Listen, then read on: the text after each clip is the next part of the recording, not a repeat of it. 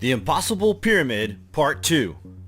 The construction of the Great Pyramid is so astonishing, done with so little, yet achieving the absolute most overwhelming accomplishment in history. You have to ponder the question, was it even possible? This stands alone as one of the biggest questions on Earth, and big questions deserve big answers. Wait till you hear this. We don't really know anything about the ancient Egyptians, really.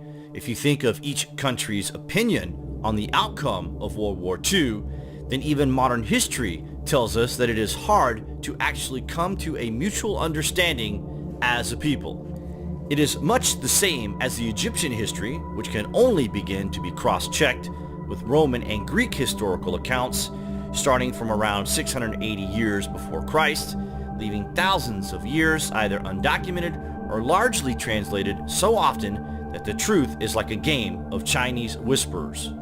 We are telling you right now, this is all guesswork at best. We are not completely dismissing everything said by Egyptologists, but they are educated in such a way that when they are actually studying these places, they do so with preconceived ideas. When it comes to the actual building, purpose, and long-term ambition of what the Giza Pyramid was for, we have a lot of theories to consider. But get this, we have no written accounts whatsoever as to the purpose, the builders, or even what tools were used to build this complex masterpiece. Even further a mystery is that of every pharaoh who ever lived. There is very little historical records to suggest that the pharaohs had anything to do with any of the grand designs in the whole of Egypt.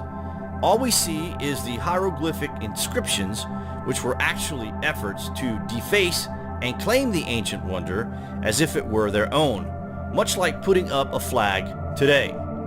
No one can agree at the rock inscriptions at the Great Pyramid as to what it actually means. They are very dismissive of each other's work. Crazy, right? And if we never came across the Rosetta Stone, then it is highly doubtful we would ever have been able to even begin to translate these hieroglyphs in the first place. So, guess what? Scientists, Egyptologists, and scholars the world over cannot tell us how the Great Pyramid was built. In fact, the only ones who can even come close to any sort of logical theory are engineers, and even they are explicitly adamant that this should not be possible. The building is far too complex and way beyond anything on all of the earth. In France, there is a clay quarry much the size of the Great Pyramid of Giza. It took them 12 years to fill it, dumping a lorry full of rubble into this quarry every 2 minutes for 12 whole years. We will say that again, guys.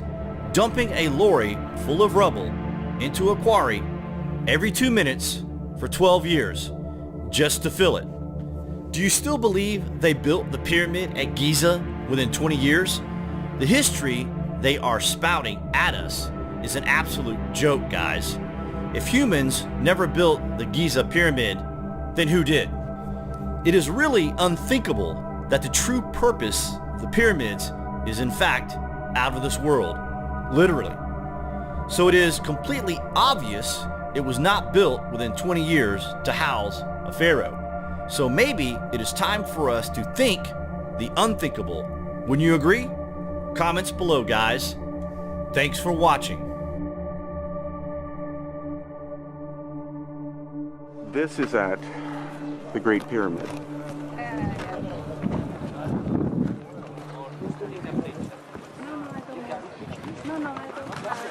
And similar to Peru, what we see is different materials, different forms of workmanship from crude to incredibly refined. Here again, we're going to look at another saw cut example. But this is, I'm just blown away. This is the Great Pyramid of Giza. But here, have a look at this. This is an obvious saw cut.